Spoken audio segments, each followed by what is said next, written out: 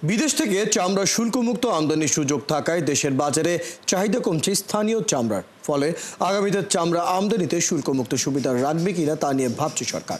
সোমবার বাংলাদেশের চামড়া সাপ্লাই ও কাঁচা চামড়ার গুণগত মান ও মূল্য নিশ্চিতকরণ বিষয়ক এক কর্মশালায় এমন কথা বলেন বাণিজ্য সচিব মাহবুবুর রহমান। তিনি বলেন, ভবিষ্যতে কাঁচা চামড়া সংরক্ষণে আর লবণের সাপ্লাই দিবে না সরকার, কেননা অনেকেই কাঁচা চামড়া ও লবণ দুটোই আলাদা আলাদা করে বিক্রি করে দিয়েছে। আগামীতে সঠিক চামড়া লবণজাত করতে হলে প্রণোদনা দিবে সরকার।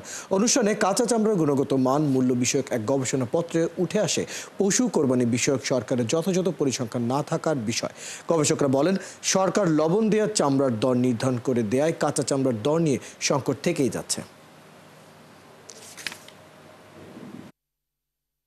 চামড়া এবং চামড়াজাত পণ্যের তৈরির ক্ষেত্রে বা রপ্তানি আমরা যে পরিমাণ করি তার মধ্যে চামড়ার ব্যবহৃত চামড়ার একটা বিরাট অংশ আমরা আমদানি করি শুল্কমুক্তভাবে। ফলে আমাদের ডিমান্ড কমে গেছে, আমার স্থানীয় চামড়ার ডিমান্ড কমে গেছে।